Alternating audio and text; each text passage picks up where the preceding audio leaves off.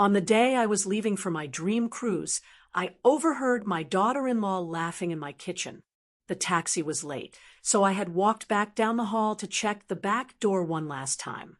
She thought I was already waiting outside. "Perfect," she whispered. "As soon as the old hag's flight takes off, call the movers. We change the locks by noon." I froze. My suitcase handle dug into my palm, but I didn't make a sound. I didn't say a word. I just stood there like a statue and listened. "Once our furniture is inside, it's a civil matter, Jay," she said. "She can't evict us without a court order. And when she gets back, the guest room will be waiting for her. Or better yet, we put her in a nursing home. She's getting too old to manage this place anyway." I felt the air escape my lungs. My own son was in there with her, listening to her plan to steal my home and lock me away. "Don't worry," she added. "By the time she realizes what happened, it will be too late. This house is finally ours." Those words hurt more than a slap in the face. As if I were already dead. As if this house, which I paid for with 30 years of sweat and sacrifice, was just a prize for them to snatch the moment my back was turned. I clenched my fists. I breathed slowly, and I made the most important decision of my life. My name is Georgina Scherer, and if you had asked me yesterday, I would have told you that my life was perfect, or at least as close to perfect as a 67-year-old widow can get. I live in Naples, Florida. It is a quiet town, the kind of place where the palm trees sway a little slower and the neighbors actually know your name. I have my routine. I have my garden. And most importantly, I have my home. I worked hard for this house. My husband, Robert, and I bought it 30 years ago. We scraped, we saved, and we paid off the mortgage 5 years before he passed away. Every tile in the kitchen, every shrub in the front yard, it represents a lifetime of discipline. It represents my security. I thought I was safe here. I thought this house was my sanctuary. I didn't realize that to some people, even my own family, it wasn't a home. It was just an asset waiting to be seized. It started on a Tuesday morning. I was in my bedroom, trying to zip up a suitcase that was arguably a little too full. I was going on a vacation, a real vacation. I had booked a month-long cruise around the Caribbean. It was a big step for me. Since Robert died, I hadn't really gone anywhere. I spent my days tending to the house and worrying about my son, Jay. But I decided it was time to live a little. I needed the sea air. I needed to stop worrying about everyone else and just breathe. As I was folding my last sundress, I heard a car door slam outside. I looked out the window and saw them walking up the driveway. Jay, my son, and his wife, Samantha. My stomach gave a little lurch. I love my son. I really do. But lately, seeing him just brings a wave of exhaustion. Jay is 35, but he still looks at me with the eyes of a teenager who needs $20 for gas. And Samantha, well, Samantha is a different story. She walked up the driveway with that look she always has, like she's smelling something unpleasant. They were renting a small apartment across town. They were always struggling to make ends meet, or at least that's what they told me. I helped where I could. I paid for their car insurance last year. I bought their groceries more times than I can count. I tried to be the supportive mother and the generous mother-in-law. But the more I gave, the less they seemed to appreciate it. I went downstairs to let them in. "Hey, Mom," Jay said, giving me a quick, distracted hug. He looked tired. He always looked tired these days. "Hi, Georgina," Samantha said. She didn't hug me. She breezed past me into the foyer, her eyes immediately scanning the room. That's the thing about Samantha. She never looks at you. She looks at your things. "I didn't expect you to so early," I said, trying to keep my voice cheerful. "I'm just finishing up packing." "We wanted to see you off," Jay said, wandering into the living room. Make sure you have everything. That's sweet of you. I lied. I knew that wasn't why they were here. They were sniffing around. Samantha ran a finger along the console table in the hallway. She looked at her finger, checking for dust. I don't know how you manage this place all by yourself, Georgina, she said. Her voice was sugary, but there was venom underneath it. 4 bedrooms. 3 baths. It's just so much space for one person. I stiffened. I manage just fine, Samantha. I have a cleaner come in twice a month for the heavy lifting. Still, she pressed, walking into the living room and looking up at the high ceilings. It seems wasteful, doesn't it? Jay and I are crammed into that 2-bedroom apartment, tripping over each other. And you have entire rooms here that just sit empty, collecting dust. They aren't empty, I said defensively. That's Robert's office. And the guest rooms are for when family visits. Right, Samantha smirked. But family never visits, do they? Just us.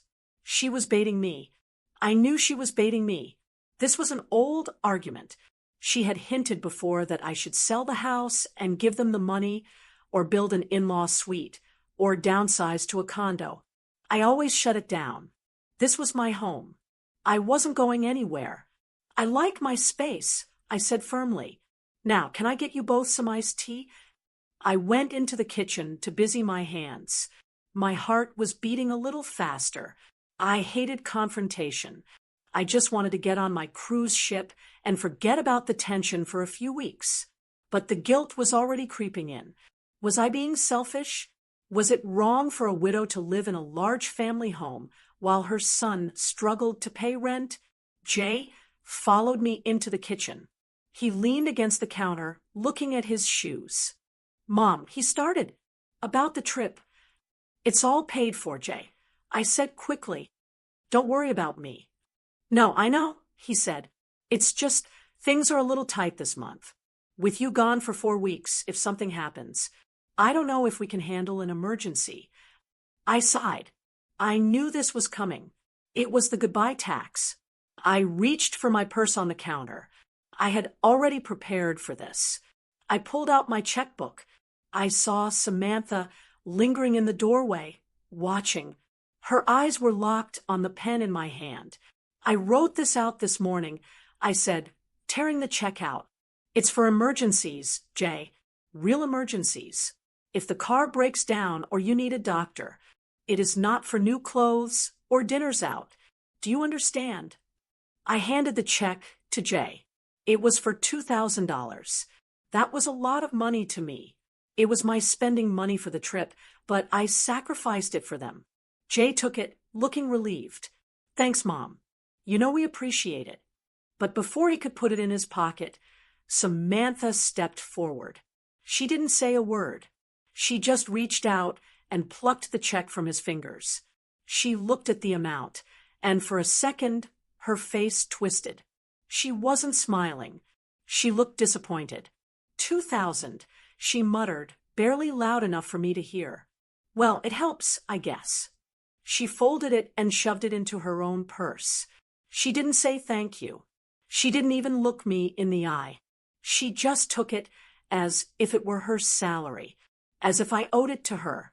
I hope you have a nice trip, Samantha said, her tone flat. Must be nice to just drop everything and disappear on a luxury boat. It's not luxury, Samantha. It's a senior group discount. I corrected her, feeling the heat rise in my cheeks. Right, she said, turning back to the living room. Well, don't worry about the house. We'll check on it. A cold shiver went down my spine. I have the neighbors watching it. I said quickly, Mrs. Higgins has a key. You don't need to drive all the way out here. Samantha stopped. She turned back to me, and a strange smile played on her lips. Mrs. Higgins is old Georgina. She can barely see past her own porch. Family should look out for family. We'll keep an eye on things. She exchanged a look with Jay, a look I couldn't quite decipher. It wasn't a look of concern. It was a look of conspiracy. We should get going. Jay said, suddenly looking nervous. You have to finish packing, Mom. Don't want to miss your flight. No, I said quietly. I don't. I walked them to the door. As they walked down the driveway, Samantha didn't look back. Jay gave a half-hearted wave. I closed the door and locked it. I leaned my forehead against the cool wood. Why did I feel so sick? I had just given them money. I was going on a dream vacation. I should be happy. But instead, I felt a heavy weight in the pit of my stomach. It was a gnawing feeling that something was off. I looked around my hallway, my photos on the wall, the rug Robert and I bought in Turkey. It all felt suddenly fragile. I told myself I was being paranoid. I told myself that Samantha was just jealous and Jay was just stressed. They wouldn't do anything to hurt me. They were annoying, yes. Ungrateful, absolutely. But they were family. I went back upstairs to zip my suitcase. I needed to leave. The taxi was coming in an hour. I needed to get out of this house and clear my head. If I had known what they were saying to each other in the car right now, I never would have packed that bag. I would have changed the locks right then and there. But I didn't know. Not yet. I just felt the guilt of a mother who thinks she hasn't given enough, unaware that she was about to lose everything she had left. I stood in the hallway with my 2 suitcases sitting like loyal dogs at my feet.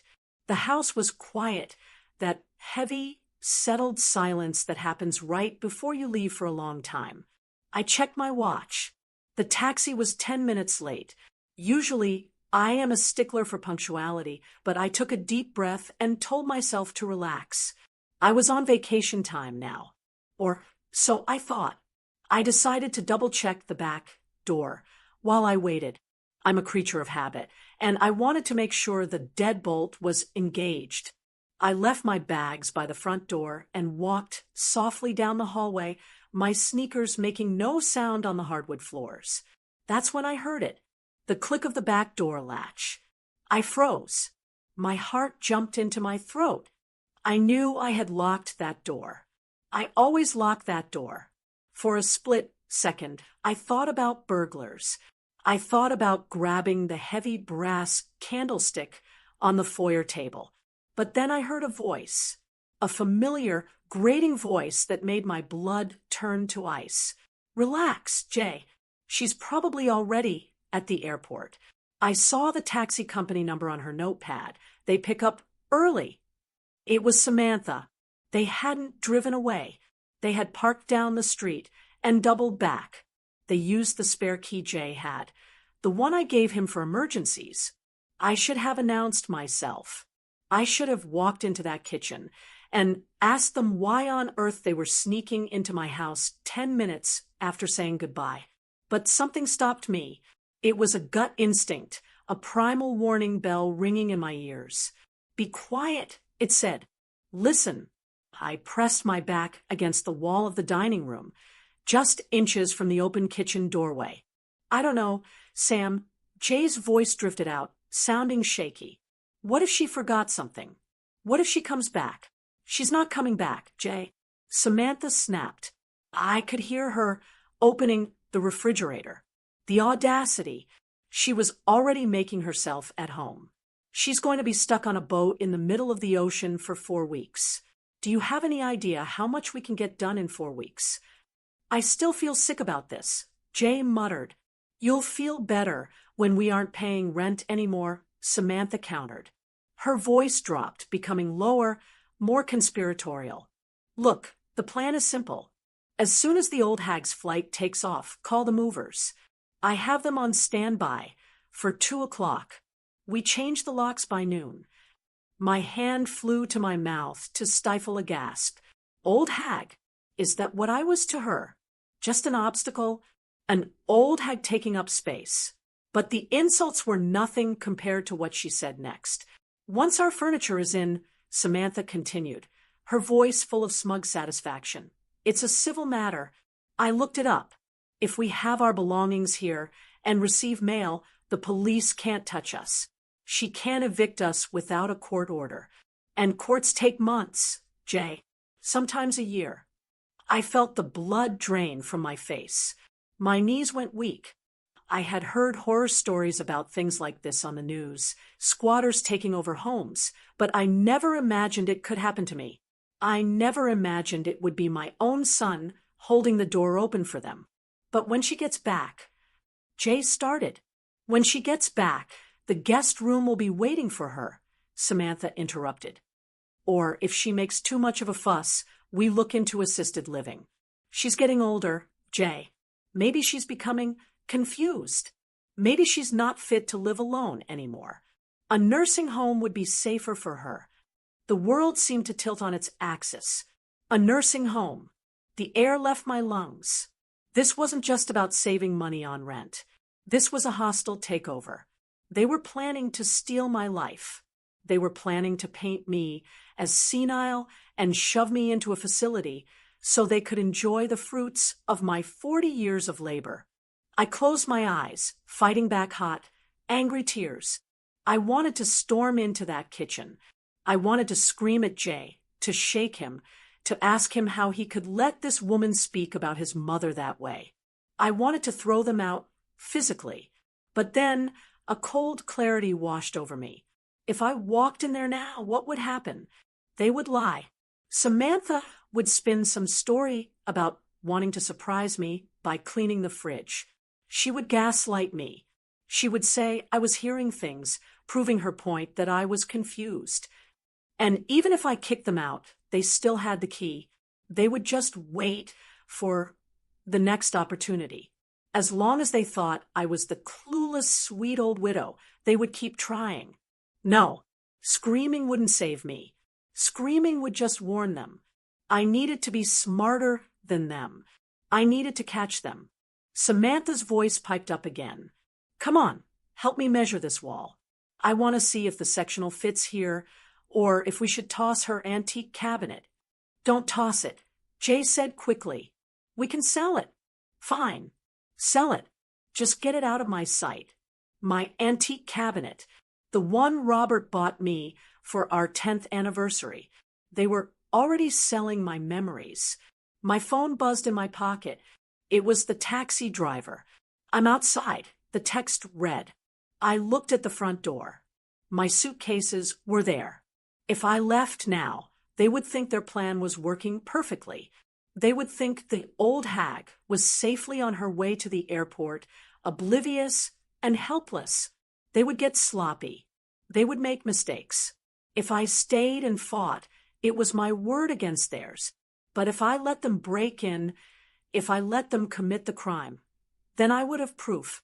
I took a deep breath, pushing the heartbreak down into a tight, hard ball in my stomach. I could cry later. Right now, I had to be a soldier. I tiptoed backward, moving away from the kitchen. I made sure my feet didn't drag. I reached the front door and grabbed the handles of my suitcases. I opened the front door slowly. I winced as the hinge gave a tiny squeak, but Samantha was laughing loudly in the kitchen, drowning it out. I slipped out onto the porch and pulled the door shut until it clicked. I stood there for a second, trembling, not from fear, but from rage. Pure, white-hot rage. The taxi driver was waiting at the curb, popping the trunk. He waved at me. I waved back, forcing a smile onto my face that didn't reach my eyes. I walked down the driveway, the wheels of my suitcase rumbling on the concrete. I hoped they heard it. I hoped they were high-fiving in my kitchen, thinking they had won. Airport, ma'am, the driver asked as he loaded my bags. I looked back at my house. The curtains in the living room twitched. I knew Samantha was watching, making sure I was really gone. Get in, I said to the driver, opening the back door. I slid into the cool leather seat. The door slammed shut, sealing me in. Airport, the driver asked again, looking at me in the rearview mirror. I looked at my house one last time. I saw the silhouette of my son in the window. He was watching me leave. He was watching his mother drive away so he could steal her home. My heart was broken, yes, but my mind was sharp. They wanted a war. They were going to get one. They thought I was a helpless old woman. They were about to find out exactly who Georgina Scherer really was. No, I said, my voice steady and cold. Don't go to the airport yet. The driver looked confused. Ma'am, your meter is running. I know, I said, just drive. Take me around the corner and pull over. I have a phone call to make. As the taxi pulled away from the curb, I didn't look back. The tears were gone. The sadness was gone. There was only the plan. They wanted to play games with the law. Fine. I knew the law too, and I knew something they didn't. They weren't the only ones who could keep a secret. I reached into my purse and pulled out my phone. I wasn't calling the airline to cancel. I was calling the one person who could help me stop this before it even started. The taxi turned the corner, and my house disappeared from view. But I wasn't leaving. I was just getting into position. No, I said again, my voice stronger this time. Don't go to the airport yet. The taxi driver, a man named Lewis according to his ID badge, glanced at me in the rearview mirror.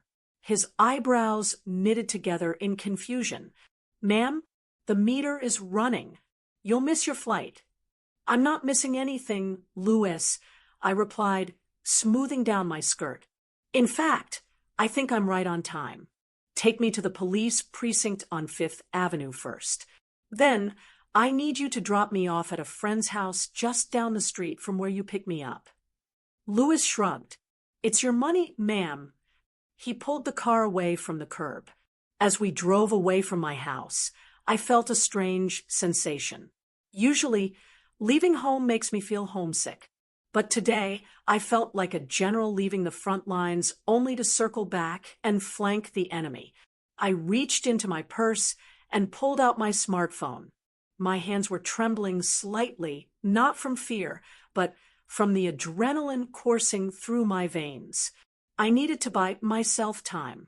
I needed Jay and Samantha to believe they had won. I needed them to feel safe, secure, and arrogant. That was when they would make their mistake. I opened my text messages. The last text from Jay was from yesterday. Can't wait to see you off. I typed out a new message. I chose every word carefully. Just boarded the plane. It's so crowded. The flight attendant is making us turn off our phones now. I probably won't have signal for at least 5 hours. Love you both. Please water the ferns. I stared at the screen for a moment. It was the perfect bait. Just boarded meant I was trapped in a metal tube in the sky. Turn off phones meant I couldn't be reached. 5 hours gave them a specific window of time to act. I hit send. I held my breath, watching the 3 little dots appear almost instantly. They were glued to their phones. They were waiting for this. A reply popped up from Samantha. Not Jay. Samantha. Have a safe flight, Georgina. Don't worry about a thing. We'll handle everything here. Relax. Relax. The nerve of that woman. She was telling me to relax while she prepared to steal the roof over my head. I let out a dry, humorless laugh. They took the bait. Hook, line, and sinker. They thought the clock had started. They thought they had 5 hours of freedom. Change of plans, Lewis, I said to the driver. Skip the precinct. I can call them. Just take me to 412 Oak Street. It's the yellow house with the white shutters. It's directly across the street from my place. I realized I didn't need to go to the station physically to file a report yet. I needed to be on site. I needed to see the crime happen so I could report it in real time. If I went to the police now, they might just tell me it's a family dispute. But if I caught them in the act of breaking and entering, that was different. The taxi looped around the neighborhood. I ducked my head as we passed my driveway again. I saw Jay's car still parked there. The front door was closed. They were inside.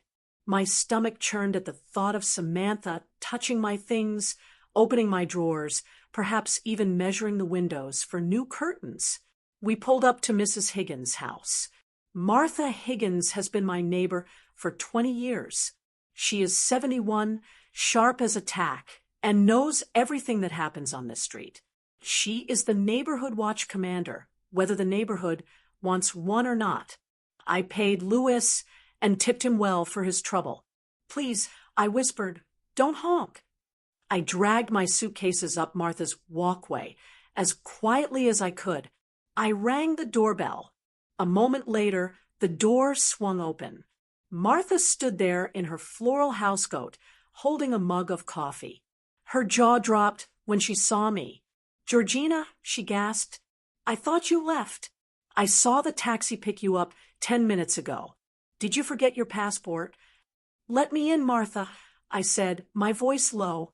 I didn't forget anything, but I'm about to lose everything if I don't get off this porch. Martha ushered me inside, immediately sensing the urgency in my tone. She pulled my suitcases into the hallway and locked the door behind us. What on earth is going on? She asked, leading me into her living room. Jay and Samantha, I said, the words tasting like ash in my mouth. They aren't just house-sitting, Martha. I overheard them. They're moving in. Today. Right now. They're planning to change the locks and claim squatters' rights while I'm over the Atlantic. Martha's eyes went wide. She put a hand to her chest. You can't be serious. Jay, you're Jay. Samantha is driving it, I said, walking over to her large bay window. But Jay is going along with it. They called me an old hag. Martha, they talked about putting me in a nursing home when I get back. Oh, honey, Martha said, her face flushing with anger. That is evil. I need a favor, I said, turning to her. I need to sit here. In this window. I need to watch. And I need you to be my witness. You sit right down, Martha said firmly, pointing to her armchair that faced the street. I'll put the kettle on. Nobody pulls a stunt like that on Oak Street. Not on my watch. I sat in the armchair. It was positioned perfectly. Through the sheer lace curtains, I had a direct view of my house across the street.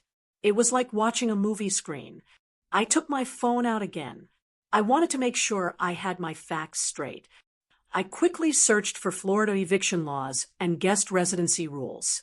My hands flew across the screen. If a guest has not established residency, considered a transient occupant, can be removed by law enforcement for trespassing. There it was. The key, established residency, usually meant receiving mail, having a lease, or staying for a significant period. They had been there for 20 minutes. They had no lease. They had no mail. If I stopped them now, before they slept there, before they moved furniture in, they were just intruders. Here, Martha said, placing a steaming cup of tea on the side table. She handed me a pair of bird-watching binoculars. I used these for the cardinals, but they work just as well for rats. I took them gratefully. I raised the lenses to my eyes. The front door of my house opened. Samantha stepped out onto the porch. She was on her phone. She looked excited. She was pacing back and forth, gesturing wildly. I couldn't hear her, but I could read her body language. She was in charge. She was barking orders. Then Jay came out. He was carrying a box from their car. They're starting, I whispered. What are they doing? Martha asked, leaning over my shoulder. They are bringing small things in from their trunk, I said. Probably valuables. Or clothes. I watched as Jay hesitated on the porch.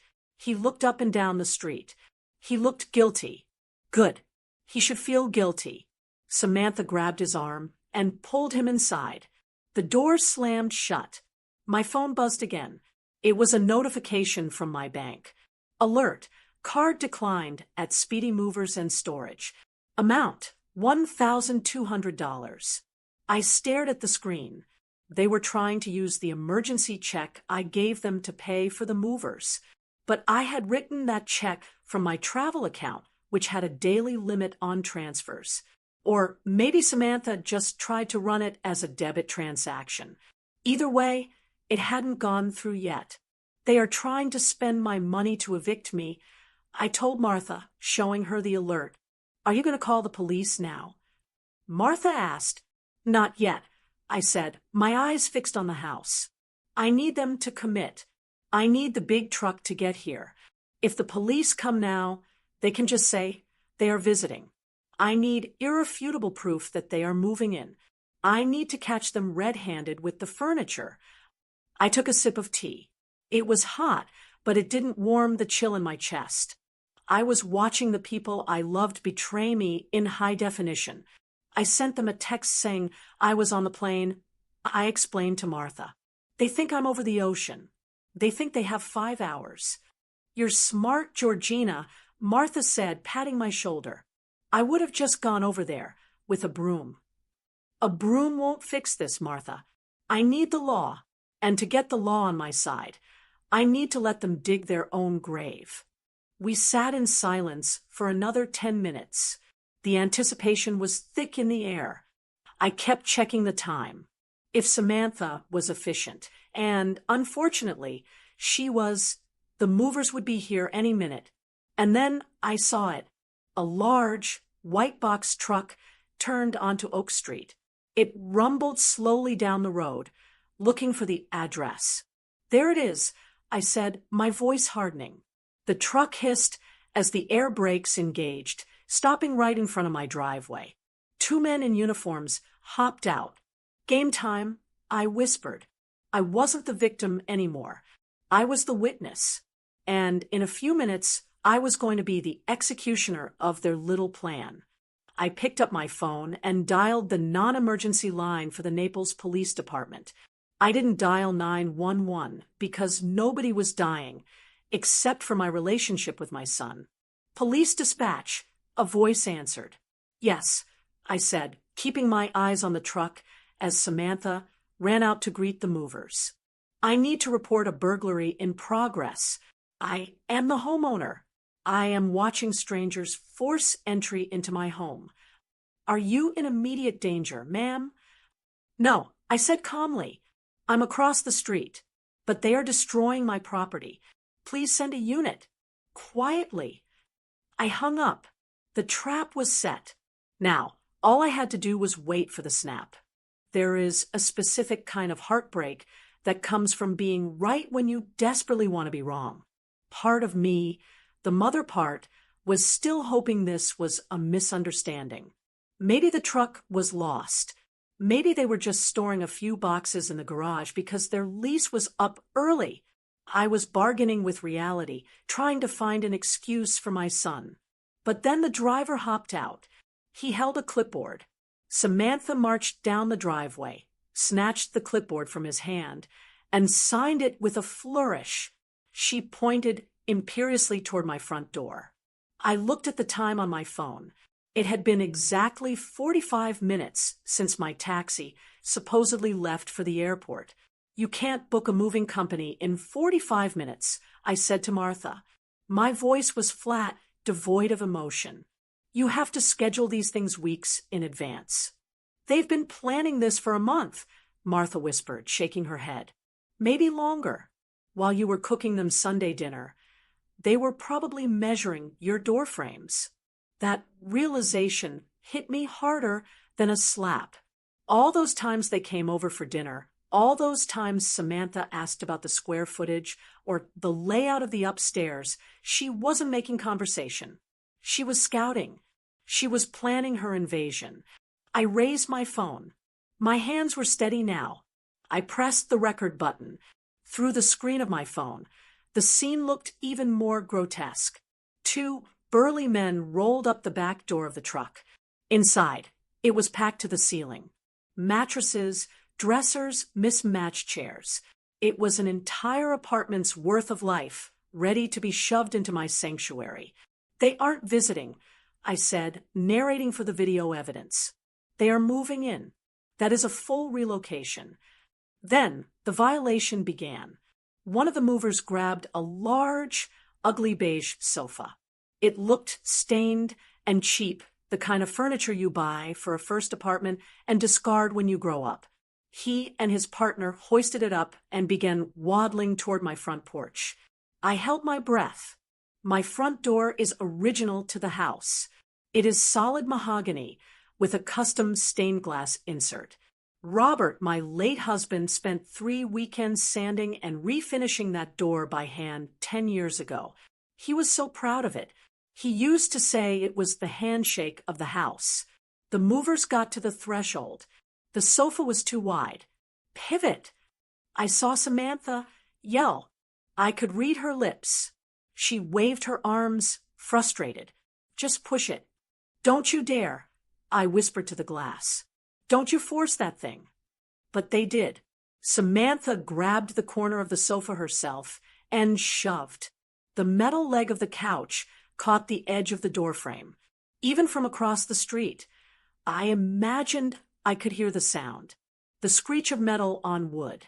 The gouge. Oh no, Martha gasped. They scratched it. I zoomed in with my camera.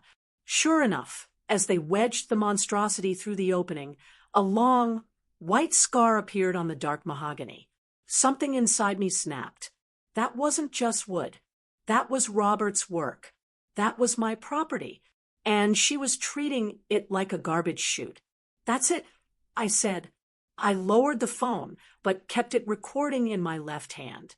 With my right hand, I dialed the police officer I had spoken to on the dispatch line earlier. This is Dispatcher Miller. A voice said, "This is Georgina Scherer." I said. My voice was cold. It didn't sound like me. It sounded like a prosecutor. I called 10 minutes ago about the situation on Oak Street. Yes, Mrs. Scherer. I have a unit finishing up a traffic stop 2 blocks away. They are en route. Update the log. I said sharply. The intruders are now damaging the property. They have forced a large piece of furniture through the front door and gouged the entryway. They are moving rapidly. I believe they are trying to establish tenancy before I can stop them. We have officers on the way, ma'am. Are the intruders known to you? I hesitated for a fraction of a second. This was the moment. If I said, "It's my son," they would slow down. They would tell me to file a civil suit. They would tell me to sort it out over Thanksgiving dinner. But Jay wasn't acting like a son right now. And Samantha certainly wasn't acting like family. They were destroying my home. They are unauthorized intruders. I said clearly. I did not give them permission to reside there. I did not give them permission to move furniture in. They obtained a key under false pretenses for emergency use only. They are currently vandalizing my entry. Understood, the dispatcher said. Her tone shifted. It became more serious. Property damage in progress. I'm upgrading the call. Officers will be there in 3 minutes. I hung up. I watched as the movers disappeared inside with the sofa. A moment later, they came back out for a mattress. A bare mattress. No cover. Dragging it across my clean porch. I felt a wave of nausea. My house was clean. It smelled like lavender and lemon oil. Now, it was being filled with their dust, their grime, their chaos. Look at her, Martha said, pointing. Samantha was standing on my front lawn, now, hands on her hips. She looked like she was surveying her kingdom. She pointed to my rose bushes, my prize-winning tea roses, and directed the movers to stack boxes right on top of the flower bed to save time. No, I hissed, not the roses. One of the movers dropped a heavy cardboard box right onto the center of the bush. I watched the branches snap. I saw the pink petals scatter on the grass. I didn't cry. I was past crying. I was in a place of pure, calculated fury. They think I'm at 30,000 feet. I murmured. They think I'm sipping ginger ale and watching a movie. They have no idea. Jay looks sick, Martha observed. I shifted the camera to find my son. He was standing by the truck, holding a lamp. He wasn't moving. He was staring at the house. He looked pale. He looked like a man who knew he was doing something wrong, but was too cowardly to stop it. He should be sick, I said. He knows better. He grew up in that house. He knows how much his father loved that door. He knows how much I love those roses. He's afraid of her, Martha said. She bullies him, Georgina. That's no excuse, I replied. He's a grown man. If he can't protect his mother's home from his wife's greed, he doesn't deserve the home. The movers were working fast. They were professional, efficient.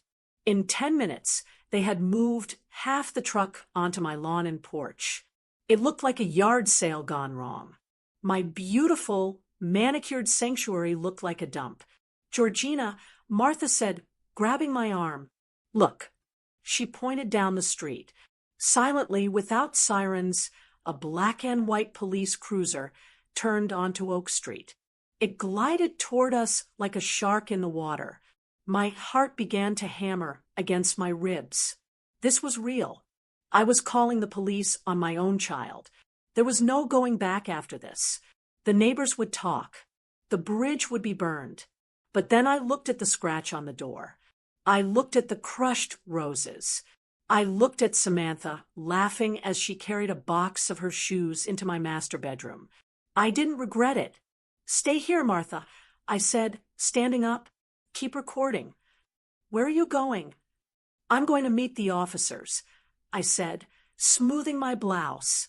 "I'm going to introduce myself to the intruders." I walked to the front door of Martha's house. My legs felt heavy, but my head was high. I had spent my whole life being nice, being accommodating, being the quiet, supportive mother. That woman got in the taxi 45 minutes ago. The woman who walked out of Martha's house was someone else entirely. She was the owner of 412 Oak Street, and she was taking her house back. I opened the door and stepped out into the humid Florida air. The police car pulled up to the curb in front of my driveway, blocking the moving truck. The movers froze. Samantha stopped halfway to the door, a box in her arms. She looked at the police car, confused. She probably thought it was a neighbor complaining about the parking. Then she looked across the street. She saw me. I stood on the edge of the curb, locking eyes with her. I didn't wave. I didn't smile. I just stood there, a witness to her crime. The color drained from her face so fast she looked like a ghost. The box in her hands slipped. It was time. The box in Samantha's hands hit the grass with a heavy thud. It split open, spilling pairs of her high heels onto my front lawn. But she didn't look down. She couldn't take her eyes off me. I stood on the curb, the afternoon sun beating down on my shoulders. Flanking me were 2 officers from the Naples Police Department. They were tall, uniformed, and wearing sunglasses that made them look impossible to argue with. To Samantha, I must have looked like a ghost. Just 45 minutes ago, she thought I was strapped into a seat on a Boeing 737, hurtling toward the Caribbean. She thought she had won. Seeing me standing there, calm and grounded on my own street, broke her brain for a moment. "Stay right here, Mrs. Scherer," the older officer said. His name tag read Miller. "Let us secure the scene." "No," I said softly but firmly. "I'm coming with you. It's my house. I have the key." Officer Miller looked at me, then gave a curt nod. He understood. This wasn't just a police call, it was a reclamation. We walked up the driveway together. The movers, sensing the shift in the atmosphere, had already backed away. They were leaning against the truck, arms crossed, shaking their heads. They knew trouble when they saw it. One of them, a young man with a beard, looked at me and mouthed, "Sorry, ma'am." I ignored him. My eyes were fixed on the front door. Jay had come out onto the porch now. When he saw the police, he didn't look surprised. He looked relieved. It was the look of a man who had been dragged into a crime he didn't have the stomach for, and he was finally glad to be caught just so it would end. Samantha, however, found her voice. "What is this?" she screeched, her voice cracking. She pointed a shaking finger at me. You're supposed to be in the air. You texted us. You said you were taking off." I didn't answer her. I didn't owe her an explanation. I walked right past her up the steps. She tried to block the door, standing in the threshold like a sentry. "Move," Officer Miller said. He didn't shout, but his voice carried the weight of the law. "Step aside, ma'am." Samantha scrambled back, tripping over the threshold. I reached into my purse and pulled out my key ring. The familiar weight of it felt good in my hand. I inserted the key into the lock. It turned smoothly. I pushed the door open, wincing as it scraped against the box they had shoved into the hallway. I stepped inside, and my heart sank. The foyer was a disaster. There were boxes stacked 3 high against the walls. My antique hallway runner rug had been kicked into a heap in the corner. Muddy footprints were stamped all over the hardwood I kept polished. It smelled like sweat and cardboard. It didn't smell like my home anymore. Samantha and Jay followed us in, with the second officer bringing up the rear. "This is harassment," Samantha yelled, trying to regain control of the narrative. She turned to Officer Miller, putting on her best victim face. "Officer, this is my mother-in-law. She's having some sort of episode. She gave us permission to be here. We live here." I turned slowly to face her. I was standing in the center of my living room, my sanctuary.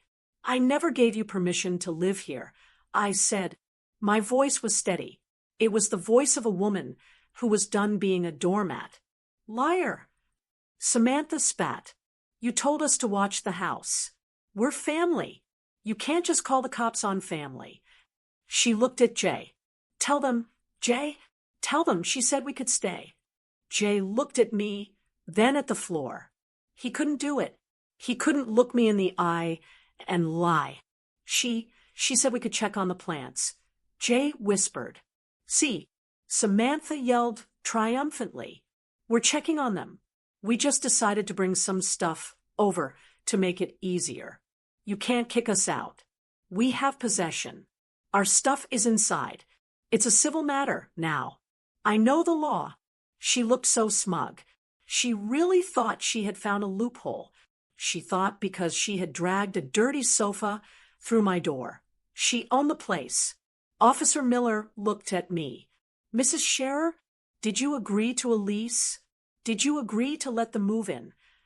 "No," I said, "and I can prove what their actual intent was." I pulled out my phone. The screen was still glowing. I tapped the video file I had recorded less than an hour ago. I was standing outside the kitchen window when the taxi was late. I said to the room. I heard everything. I pressed play. I turned the volume all the way up.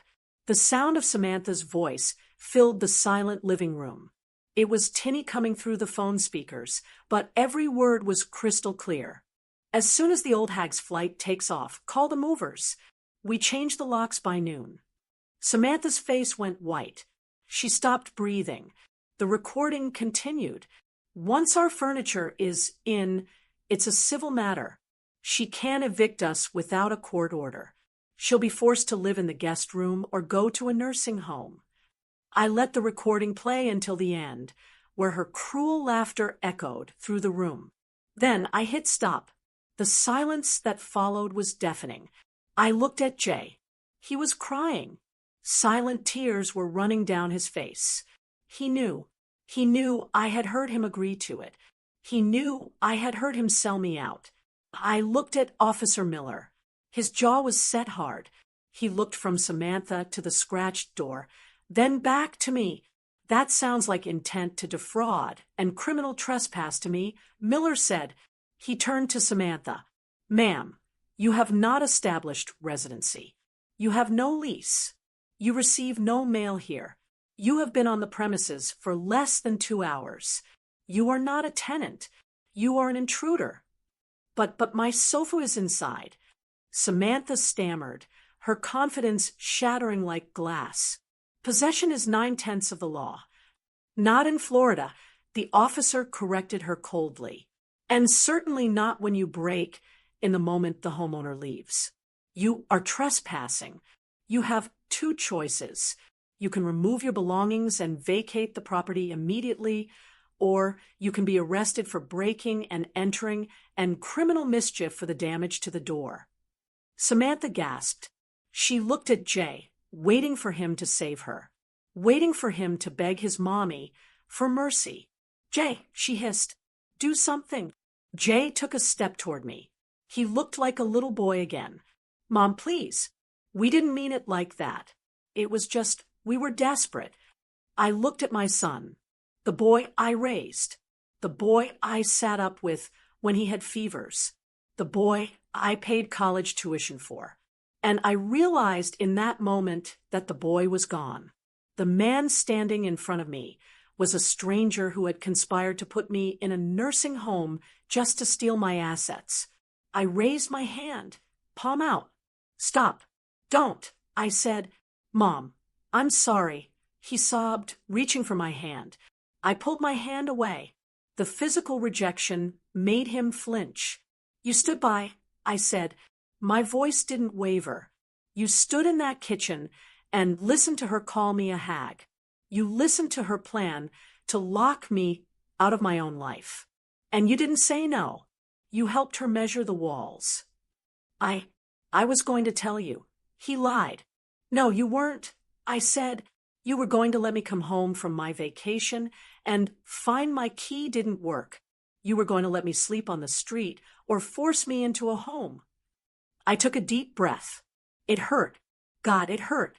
But it was a clean pain, like setting a broken bone. You are done, Jay. I said, you aren't my tenant. You aren't my house sitter. And right now, you barely feel like my son. Get your things. Get your wife. And get out of my house. Jay looked at me, stunned. He had never heard me speak like this. He expected me to cave. He expected me to write a check to make the problem go away. But the bank of Mom was closed. Permanently. Officer Miller stepped forward, his hand resting on his belt. You heard the lady. Start moving. If this house isn't empty in 30 minutes, you're leaving in handcuffs. Samantha let out a scream of frustration. She kicked a box, hurting her toe, which only made her scream louder. I hate this place anyway, she yelled, showing her true colors finally. It smells like old people. I didn't want to live here. Then you should be happy to leave, I said calmly. I walked over to my armchair, the only piece of furniture they hadn't covered with their junk yet, and sat down. I crossed my legs. I'll be watching, I said. Don't scratch the floors on your way out. There is a saying that revenge is a dish best served cold. But standing there in my living room, watching the chaotic reversal of my son's attempted takeover, I realized that justice isn't cold. It is loud, it is sweaty, and frankly, it is exhausting. The atmosphere in the house had shifted from tense to frantic. The police officers, Officer Miller and his partner, had stepped out onto the porch to give us space, but they stayed close enough to ensure the eviction happened. Their presence was a heavy, silent weight on Jay and Samantha's shoulders. The movers were furious, and I didn't blame them. They were hired to do a job, not to be pawns in a family war. They had spent the last hour hauling heavy boxes into the foyer and living room, and now they were being told to put it all back on the truck. They weren't being gentle anymore. I watched as one of them grabbed a stack of Samantha's fashion magazines and tossed them into a bin with a loud thud. They weren't wrapping the lamps in bubble wrap anymore. They were just shoving things wherever they would fit. Careful! Samantha shrieked as a mover hoisted her vanity table. That's vintage. Lady, you're lucky we're moving it at all, the mover grunted, not even looking at her. We have another job in an hour. This is eating into our schedule. I sat in my armchair, the queen of a castle that was currently being sieged and unsieged at the same time. I didn't offer to help. I didn't offer them water. I just watched. Then came the moment that turned the tragedy into a farce. The foreman, a burly man with a clipboard and a very short temper, marched up to Jay. "All right," the foreman said, wiping sweat from his forehead. "We're loading it back up. But I need to settle the bill now. The deposit covered the trip here, but since the job is canceled and we have to haul it back to storage, there's a restocking fee and an hourly surcharge." Jay looked pale. He wiped his hands on his jeans. Right. How much?" "1,200 for the day, plus the surcharge," the foreman said. "And I need it now. We don't invoice for aborted jobs." Jay swallowed hard. He looked at Samantha. She was busy pretending to inspect a fingernail, refusing to make eye contact with him. She was the one who ordered the truck, but she was making him pay for it. Typical. Jay pulled out his wallet. His hands were shaking so badly, he almost dropped his credit card. He handed it to the foreman, who swiped it on a small mobile terminal attached to his phone. We all waited. The little machine whirred. Beep, beep. The sound was sharp in the quiet room. "Declined," the foreman said flatly. Jay's face turned a shade of red I hadn't seen since he was a teenager caught skipping school. That can't be right. Try it again. It's a travel card." "It's declined, buddy," the foreman said, his voice getting louder. "Do you have another card?" "Cash." Jay fumbled through his wallet. He pulled out a debit card. He handed it over. Beep, beep. "Insufficient funds." The foreman read out loud. The humiliation was palpable. My son, a 35-year-old man, couldn't pay to move his own wife's furniture out of the house he tried to steal. It was pathetic, and it highlighted exactly why they were doing this. They weren't just greedy, they were broke. They were drowning in their own bad decisions and wanted my life raft to save them. The foreman was losing patience. "Look, I'm not unloading this truck at the storage unit until I get paid. If you can't pay, I'm dumping this stuff on the curb right here. I'm not working for free." "No," Samantha gasped, finally looking up. "You can't leave my things on the lawn. It's going to rain." "Then pay the man," I said. My voice cut through the noise like a knife. Samantha whipped her head around to look at me. Her eyes narrowed. For a second, I saw the wheels turning in her head. She realized Jay was useless. She realized she was cornered. So she did the only thing she knew how to do. She tried to manipulate me. "Georgina," she said, her voice dripping with fake sweetness. "Look, this is ridiculous. Jay's check hasn't cleared yet. You know how banks are. Can you just handle this? We'll pay you back next week. I promise." I stared at her. I actually blinked, wondering if I had heard her correctly. After calling me an old hag, after planning to put me in a nursing home, after scratching my door, she was asking me to pay for the movers she hired to invade my house. "You want me to pay?" I asked slowly. "It's just a loan," Jay muttered, looking at his shoes. "Come on, Mom. Don't let them dump our stuff on the street. It's embarrassing." "Embarrassing," I repeated. I stood up from my chair. I smoothed down my skirt. I looked at the foreman, then at my son, then at his wife. "What is embarrassing, Jay, is that you are a grown man stealing from your mother because you can't manage your own life. What is embarrassing is that you let this woman convince you that I was a burden to be disposed of." I turned to Samantha. "And you think I'm going to open my purse? You think I'm going to write a check to clean up your mess? We're family." Samantha shrilled. "You have plenty of money. You were going on a cruise. Don't be so spiteful." I laughed. It was a soft, dry laugh, but it silenced the room. "I am not paying for my own invasion," I said. "Clearly, I am not paying one single dime to remove the things you brought here, to replace me. If you can't pay the movers, that is a civil matter. Isn't that what you said? Figure it out. I turned my back on them and walked toward the front door. Mom, Jay cried out. I kept walking. I stepped out onto the porch and took a deep breath of fresh air. The scene outside was even better.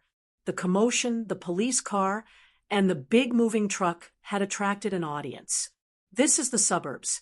Privacy is just an illusion. Mrs. Higgins was still at her window across the street, watching with her binoculars. But she wasn't alone. The Johnsons from next door were out watering their lawn, staring openly. Mr. Henderson, who lives 2 houses down, was walking his dog and had stopped right at the end of my driveway. They all saw it. They saw the police. They saw the movers carrying the beige sofa back out of the house. They saw the chaos. Samantha stepped out onto the porch, realizing Jay was still arguing with the foreman inside. She saw the neighbors. She saw Mr. Henderson staring. Samantha cares about appearances more than anything. She drives a leased luxury car. She can't afford just to look rich. She froze. Her face turned crimson. She realized everyone knew. They knew she was being kicked out. They knew she had failed. "What are you looking at?" she screamed at Mr. Henderson. "Mind your own business." "It is my business when there's a police cruiser on the block, ma'am," Mr. Henderson called back calmly. Inside, Jay must have finally found a credit card that worked, probably an emergency card with a horrific interest rate, because the foreman came out looking satisfied. "All right, boys, load it up," he yelled. The exit was slow and painful. I stood by the scratched front door, holding it open like a doorman at a hotel where the guests have overstayed their welcome. I watched as every box, every bag, every piece of their life was paraded back down the driveway. Jay walked past me carrying a lamp. He wouldn't look at me. "I'm sorry, Mom," he whispered as he passed. "I know you are," I said quietly. "But sorry doesn't fix the door, Jay, and it doesn't fix us." Finally, the house was empty of their things. The foyer was dirty, scuffed, and smelling of stress, but it was mine again. The movers slammed the back of the truck shut. The engine roared to life, spewing a cloud of exhaust. Samantha marched to their car. She didn't look at me. She got into the passenger seat and slammed the door so hard I thought the window would shatter. Jay trudged behind her, looking like a defeated soldier. He got into the driver's seat. As they backed out of the driveway, Jay looked up one last time. Our eyes met through the windshield. I didn't wave. I didn't smile. I just stood there, tall and unmoving. I was the old hag they wanted to get rid of. But as I watched their taillights disappear down the street, followed by the rumbling moving truck, I didn't feel old. I felt powerful. I turned to Officer Miller, who was writing something in his notebook. "Is everything secure, Mrs. Scherer?" he asked, tipping his cap. "Yes, officer," I said. "The trash has been taken out." When the taillights of the moving truck finally disappeared, the silence that fell over my house was heavy. It wasn't the peaceful silence I was used to. It was the stunned silence of a battlefield after the cannons stopped firing. My front door was scratched. My rose bushes were crushed. My hallway smelled like strangers. I didn't sit down to cry. I didn't have time for tears. I had to secure the perimeter. I went straight to the kitchen drawer and found the number for a 24-hour locksmith. It was 6 p.m. on a Tuesday. I didn't care about the after-hours surcharge. I wanted those locks changed before the sun went down. The locksmith, a polite young man named David, arrived 40 minutes later. He took one look at the gouge on the door frame and the frantic energy in my eyes, and he didn't ask questions. He just got to work. "I want high security," I told him, standing on the porch with my arms crossed. "I want a deadbolt that requires a key from both sides, and I want to install a video doorbell." "I can do the deadbolt right now, ma'am," David said, drilling into the wood. And I have a Ring camera unit in the van. I can set it up for you, connect it to your phone. You'll get an alert anytime someone steps onto your property. Do it, I said. Watching him work was therapeutic. Every screw he tightened felt like he was stitching my life back together. When he handed me the new keys, shiny silver and utterly unfamiliar, I felt a wave of relief so strong my knees almost buckled. The old keys won't work anymore. I asked just to be sure. Not a chance, David promised. If anyone tries to use the old key, it won't even turn. They're locked out for good. I paid him and tipped him $50. It was the best money I had ever spent.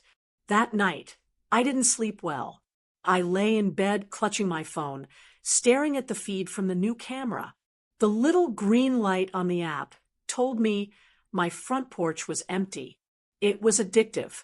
I was waiting for them to come back. I was waiting for Samantha to try again, but the porch stayed empty. The attack didn't come from the front door. It came from the phone. At 9:30 the next morning, my cell phone rang. It was Jay. I let it ring 3 times. I stared at his name on the screen. My thumb hovered over the red decline button. Part of me wanted to block him. Part of me wanted to erase him until he remembered how to be a decent human being. But the mother in me answered. "Hello," I said. My voice was crisp. "Mom." Jay's voice was wrecked. He sounded like he had been crying all night.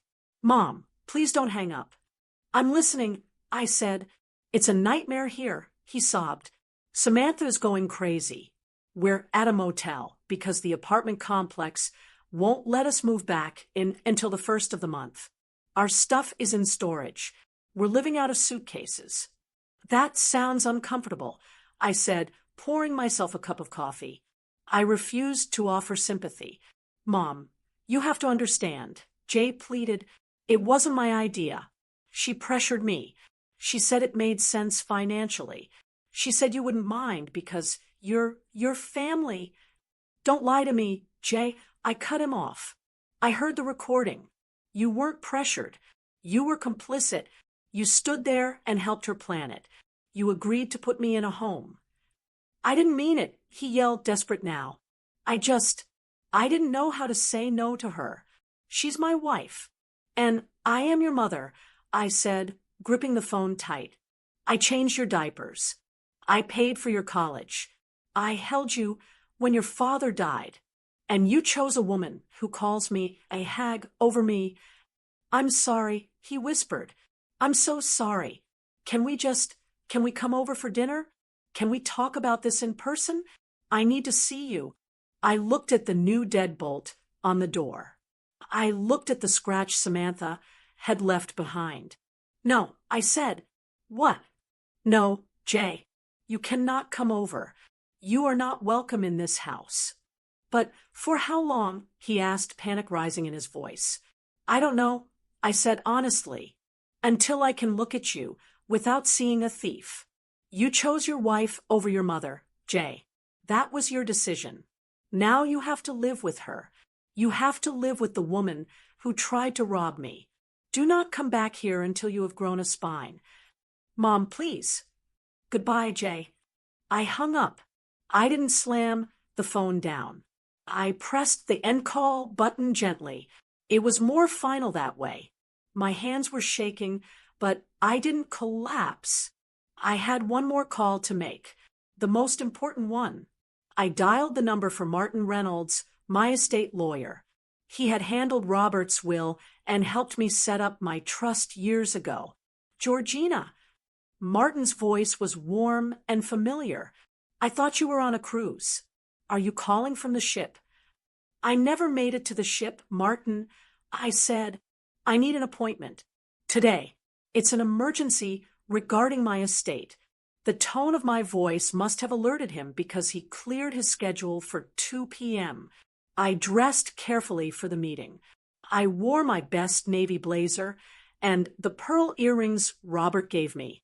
I wanted to look capable. I wanted to look like a woman of sound mind. when I sat in Martin's leather chair and played him the recording of Samantha and Jay. His face went from professional curiosity to horrified shock. He took off his glasses and rubbed the bridge of his nose. In 30 years of practice, Martin said quietly, "That is one of the coldest things I have ever heard." "I want to protect myself, Martin," I said, "and I want to protect this house." They said they were waiting for me to die or to put me away so they could take it. I want to make sure that never happens. "We can update the will," Martin said, pulling out a yellow legal pad. "Currently, Jay is the sole beneficiary of the estate, including the property at 412 Oak Street. Change it," I said. Martin's pen hovered over the paper. "To what, Georgina? Do you want to leave it to a grandchild, a cousin?" "I don't have grandchildren. Thank God," I said. "If I did, Samantha would use them as leverage. No, I want the house to go to charity." Martin looked up. The entire property, I affirmed. "If something happens to me, whether it's next week or in 20 years, this house is to be sold. The proceeds will go to the Naples Women's Shelter and the local Humane Society." I took a breath, letting the decision settle in my chest. It felt right. "I want a clause added," I continued. "A specific clause stating that under no circumstances is Jay Scherer or Samantha Scherer allowed to reside in, purchase, or inherit the property. If I become incapacitated, Martin, if they try to say I'm senile, I want you to be my power of attorney, not Jay." Martin wrote furiously. "We can set up a revocable living trust," he explained. "We put the house in the trust. You are the trustee. If you become incapacitated, I step in as the successor, trustee, not your son. It locks them out completely. They won't be able to touch a single brick." "Do it," I said. "Draw it up. And the rest of the assets."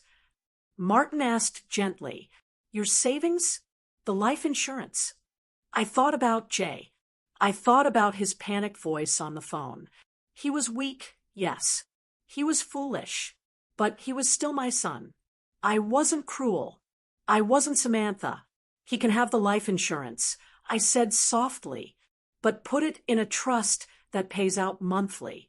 If he gets a lump sum, she'll spend it on designer bags in a week. I want him to have enough to survive, but not enough to fund her lifestyle."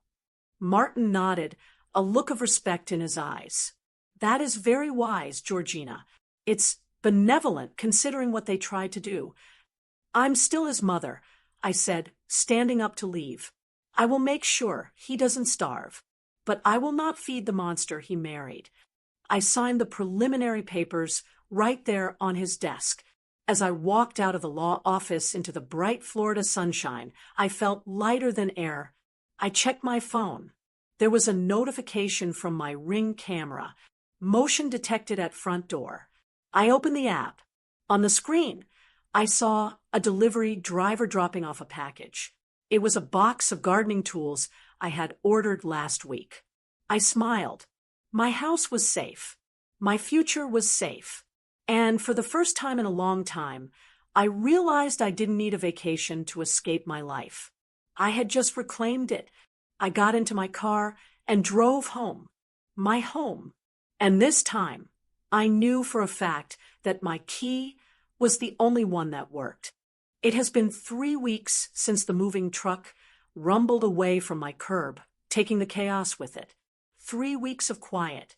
3 weeks of waking up without that heavy, anxious knot in my stomach. I decided not to go on that cruise, at least not yet.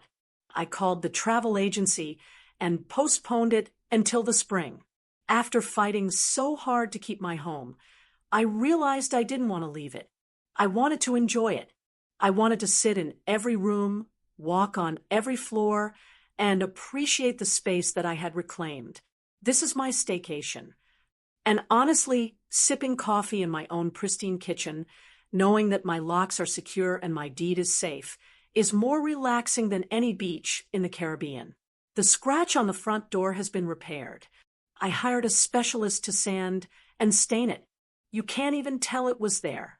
It's like the scar healed. I also hired a gardener to replant the rose bushes Samantha's movers crushed. It cost a pretty penny, but seeing those new blooms opening up this morning felt like a victory flag waving in the breeze. Jay has called a few times. The first few calls were desperate, filled with complaints about the motel and Samantha's moods. I kept those conversations short. I didn't offer money. I didn't offer advice. I just listened for a minute, said, "I hope you figure it out," and hung up. The last time he called, he sounded different, quieter. He told me he got a second job delivering pizzas in the evenings to pay off his credit card debt. He told me Samantha was forced to get a part-time job at a retail store. He sounded tired, but for the first time in years, he sounded like a man, not a dependent child. I realized then that by cutting him off, I hadn't hurt him.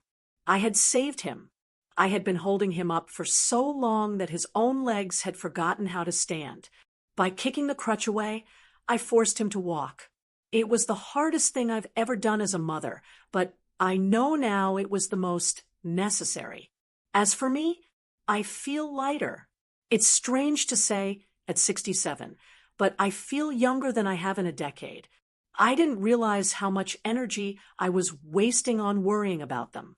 I was carrying their financial stress, their marital drama, and their entitlement on my back like a backpack full of rocks. Now that I've put it down, I can breathe. I spend my mornings in the garden. I spend my afternoons reading books I actually want to read, not books about parenting adult children. I joined a walking club with Mrs. Higgins and the other ladies on the block. We walk 3 miles every morning, and let me tell you, the gossip is delicious. But the best part is knowing that I am not the subject of the gossip anymore. I am the hero of the street, the woman who stood her ground. I'm sitting on my back patio right now. The sun is setting, painting the Florida sky in shades of orange and purple. The air is warm, and the only sound is the wind chimes singing in the breeze. There is no Samantha complaining about the heat. There is no Jay asking for a check. There is just me, my home, and the peace I fought for. I take a sip of my iced tea and look at the camera one last time. They tried to make me feel old. They tried to make me feel useless. They thought I was a hag who needed to be put away in a nursing home so they could take what was mine. But they forgot one thing. I am the matriarch of this family. I built this life. And as long as there is breath in my lungs, I will be the one who decides how I live it. I didn't just save my house that day. I saved my own life. And let me tell you, it's a beautiful life. Did you like the story? And which city are you listening from? Let's meet in the comments. If you like the story, you can support me by sending a super thanks so I can keep bringing more stories like this. Thank you so much for your sweet support. I'm looking forward to your comments on the story. On the screen, you can see 2 new life stories that I highly recommend. There's so much more on my channel. Don't forget to subscribe. See you in the next life story.